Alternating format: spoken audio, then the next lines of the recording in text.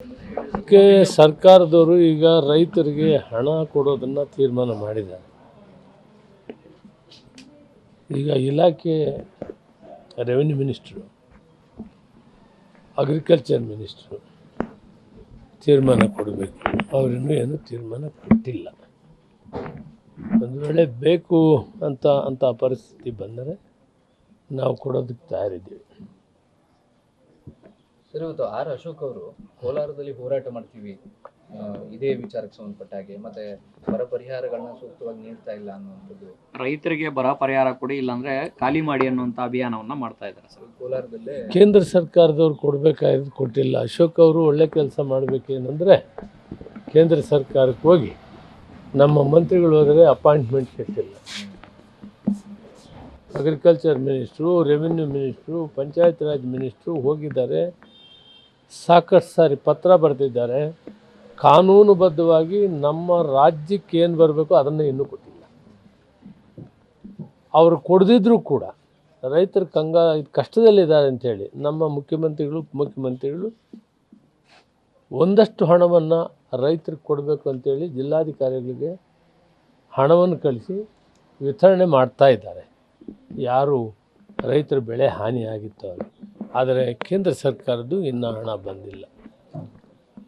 ಅವ್ರ ಕೆಲಸ ಏನಂದರೆ ಅಶೋಕ್ ಅವರು ಈಗ ರಾಜ್ಯದ ವಿರೋಧ ಪಕ್ಷ ನಾಯಕರಾಗಿದ್ದಾರೆ. ಅವ್ರಿಗೆ ಸ್ವಾಗತ ಮಾಡೋಣ. ಅವರು ಕೇಂದ್ರ ಸರ್ಕಾರದ ಮೇಲೆ ಒತ್ತಡ ತಂದು ನಮಗೆ ಬರಬೇಕಾಗಿರೋ ಹಣವನ್ನು ಕೊಡಿಸಿಕೊಟ್ರೆ ಮತ್ತೊಂದು ಸಾರಿ ಅವ್ರಿಗೆ ಧನ್ಯವಾದಗಳು ಹೇಳೋಣ. ಸರ್, ಬಿಜೆಪಿ ಇಂಥ ವಿಚಾರಗಳ ಜೊತೆಗೆ ಭಾವನಾತ್ಮಕ ವಿಚಾರನೂ ಮುಂದಿಟ್ಕೊಂಡು ಹೋಗ್ತಾ ಇದೆ. ಈಗ ಮುಂಚೆ ಮಂಗಳೂರು ಭಾಗದಲ್ಲಿ ಮಾತ್ರ ಒಂದಷ್ಟು ಸಂಘ ಪರಿವಾರ ಚಟುವಟಿಕೆ ಇತ್ತು. ಈಗ ಮಂಡ್ಯ, ಮೈಸೂರು ಭಾಗಕ್ಕೆ, ಹಳೆ ಮೈಸೂರು ಭಾಗಕ್ಕೆ ನಡೀತಾ ಇದೆ. ಹನುಮ ಧ್ವಜವನ್ನ ಕೆಳಗಿಳಿಸಿದ್ದಾರೆ ಅಂತ ಹೇಳಿ ಈಗ ರಾಜ್ಯಾದ್ಯಂತ ಇವತ್ತು ಪ್ರತಿಭಟನೆ ನಡೆಸ್ತಾ ಇದ್ದಾರೆ. ದೇವರ ಹೆಸರಲ್ಲಿ ರಾಜಕೀಯ ಮಾಡೋದು ಸೂಕ್ತವಲ್ಲ. ಭಾರತ ದೇಶ ಒಂದು ಜಾತ್ಯತೀತ ರಾಷ್ಟ್ರ. ಈ ರಾಷ್ಟ್ರದಲ್ಲಿ ಎಲ್ಲ ವರ್ಗದ ಜನರು ಇದ್ದಾರೆ, ಎಲ್ಲ ಧರ್ಮದ ಜನರು ಇದ್ದಾರೆ. ವ್ಯವಸ್ಥೆಯಲ್ಲಿ ಸಂವಿಧಾನಬದ್ಧವಾಗಿ ನಾವೆಲ್ಲ ಒಟ್ಟಿಗೆ ಅಣ್ಣ ತಮ್ಮದರಾಗಿ ಬಾಳಬೇಕು. ರಾಜಕೀಯ ಅವರವ್ರ ಕಾರ್ಯಕ್ರಮ, ನಾವು ಇಂಥ ಕಾರ್ಯಕ್ರಮ ಕೊಡ್ತೀವಿ, ನಾವು ಓಟ್ ಹಾಕಬೇಕು ಅಂತ ಕೇಳಿ ನಾವೊಂದು ಕಾರ್ಯಕ್ರಮಗಳು ಕೊಡ್ತೀವಿ, ಗ್ಯಾರಂಟಿ ಕಾರ್ಯಕ್ರಮ ಕೊಡ್ತೀವಿ, ನಮ್ಗೆ ಓಟ್ ಹಾಕ್ತೀವಿ. ಅವರು ಅಂಥದ್ದೇ ನಮಗಿಂತ ಒಳ್ಳೆಯ ಕೆಲಸವನ್ನು ಮಾಡಿ ಓಟನ್ನು ಕೇಳಲಿ. ಪ್ರಜಾಪ್ರಭುತ್ವ ವ್ಯವಸ್ಥೆಯಲ್ಲಿ ಇದೇನು ಶಾಶ್ವತ ಅಲ್ಲ ಅಧಿಕಾರ. ರಾಜಕೀಯ ಪಕ್ಷಗಳು ಸಿದ್ಧಾಂತದ ಮೇಲೆ ರಾಜಕಾರಣ ಮಾಡಬೇಕು. ದೇವರ ಹೆಸರಲ್ಲಿ ರಾಜಕೀಯ ಮಾಡೋದು ಸೂಕ್ತವಲ್ಲ. ನನ್ನ ಅಭಿಪ್ರಾಯ ಇಷ್ಟೇ. ಎಲ್ಲ ಪಕ್ಷಗಳಲ್ಲಿ ಎಲ್ಲ ಧರ್ಮದ ಜನಗಳು ಇರ್ತಾರೆ. ಅವರವ್ರಿಗೆ ಇಷ್ಟ ಬಂದು ದೇವರನ್ನ ಪೂಜೆ ಮಾಡ್ತಾರೆ. ಇದನ್ನು ಬೆರೆಸುವಂಥದ್ದು ರಾಜಕೀಯವಾಗಿ ಅದು ಸೂಕ್ತವಲ್ಲ. ಅವರಿಷ್ಟೇ ಮಾಡಬೇಕು. ನಾವು ಕೊಟ್ಟಿರೋ ಕಾರ್ಯಕ್ರಮವನ್ನು, ಒಳ್ಳೆಯ ಕಾರ್ಯಕ್ರಮವನ್ನು ಕೊಟ್ಟು ಅವರು ನಮ್ಗೆ ಓಟ್ ಕೊಡಿ ಅಂತ ಕೇಳಲಿ, ಅದು ಸಮಂಜಸವಾಗಿರ್ತದೆ.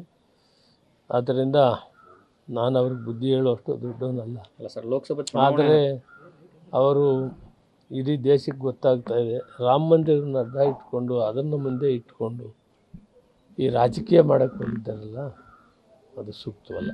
ಹಿಂದೂ ವಿರೋಧಿಗಳು ಕಾಂಗ್ರೆಸ್ಸಿಗರು ಮತ್ತೆ ಸಿದ್ದರಾಮಯ್ಯನವರು ಅನ್ನುವಂಥದ್ದು ಅವರ ಅಂದರೆ ಅದನ್ನು ಬಿಂಬಿಸುವಂಥ ಒಂದಷ್ಟು. ಸಿದ್ದರಾಮಯ್ಯನ ಹೆಸರೇ ರಾಮರ ಹೆಸರಿದೆ, ಇನ್ನು ವಿರೋಧ ಹೆಂಗಾಗ್ತದೆ? ಹೇಳೋದಕ್ಕೊಂದು ರೀತಿ ನೀತಿ ಬೇಕಲ್ಲ.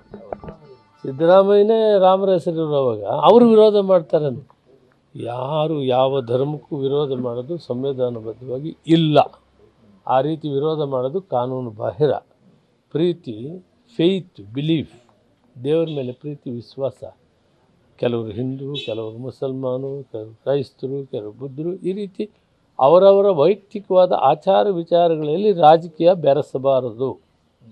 ನಾವು ಹಿಂದೂಗಳಿದ್ದೀವಿ, ದೇವ್ರನ್ನ ಪೂಜೆ ಮಾಡ್ತೀವಿ, ಆದರೆ ನಾವು ವಿರೋಧ ಮಾಡೋದಿಲ್ಲ ಮುಸಲ್ಮಾನರನ್ನು, ನಾವು ವಿರೋಧ ಮಾಡೋದಿಲ್ಲ ಕ್ರಿಶ್ಚಿಯನ್ಸ್ನ.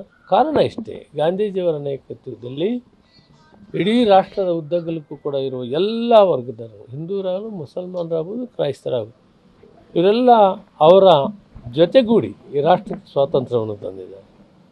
ಮೌಲಾನ ಆಜಾದ್ ಅವರಾಗ್ಬೋದು, ಪಂಡಿತ್ ಜವಾಹರ್ಲಾಲ್ ನೆಹರು, ವಲ್ಲಭಭಾಯ್ ಪಟೇಲ್, ಇಂಥ ಮಹಾನ್ ಚೇತನಗಳು ಪ್ರಾಣ ಬಲಿದಾನವನ್ನು ಕೊಟ್ಟು ಜೈಲು ವಾಸವನ್ನು ಮಾಡಿ ಈ ರಾಷ್ಟ್ರಕ್ಕೆ ಸ್ವತಂತ್ರ ತಂದರೆ ಹಾಗೆ ಹೇಳಿದ್ದಾರೆ ಮಹಾತ್ಮ ಗಾಂಧಿ.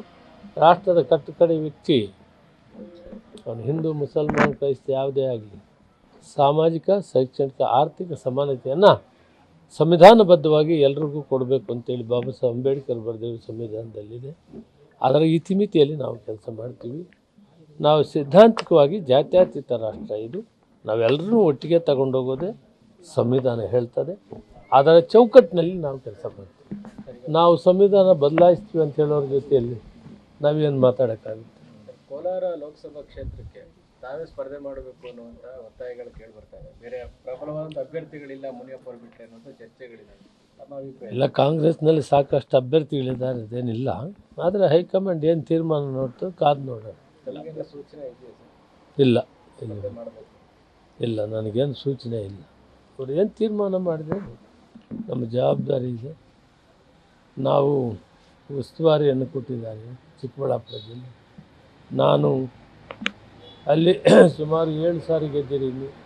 ಈ ಎರಡೂ ಕ್ಷೇತ್ರಗಳು ಇಡೀ ರಾಜ್ಯ ಎಲ್ಲ ಓಡಾಡ್ತೀವಿ, ಕಾಂಗ್ರೆಸ್ ಗೆಲ್ಲಿಸ್ಬೇಕು. ಕಾರ್ಯಕ್ರಮಗಳು ಕೊಟ್ಟಿದ್ದೀವಿ. ನಾವು ಸುಮ್ಮನೆ ಹೋಗ್ತಾ ಇಲ್ಲ ಓಟ್ ಕೇಳೋದಕ್ಕೆ, ಕಾರ್ಯಕ್ರಮ ಕೊಟ್ಟು ಹೋಗ್ತಾ ಇದ್ವಿ. ಬಹುತೇಕ ಸ್ವತಂತ್ರ ಭಾರತದಲ್ಲಿ ಮೊಟ್ಟ ಮೊದಲಿಗೆ ಕರ್ನಾಟಕ ರಾಜ್ಯ ಕಾಂಗ್ರೆಸ್ ಪಾರ್ಟಿ ಮುಖ್ಯಮಂತ್ರಿಗಳು, ಉಪಮುಖ್ಯಮಂತ್ರಿಗಳು ನಾವೆಲ್ಲ ಕೂಡ ಪಾತ್ರದಾರರಾಗಿ ಒಳ್ಳೆಯ ಕಾರ್ಯಕ್ರಮ ಕೊಟ್ಟಿದ್ದೀವಿ. ನಾವು ಓಟ್ ಕೇಳೋದಕ್ಕೆ ಹೋಗ್ತೇವೆ, ನಮ್ಗೆ ಆಶೀರ್ವಾದ ಮಾಡ್ತಾರಂತ ಆಶಾಭಾವನೆಯಿಂದ ಇದ್ದೀವಿ.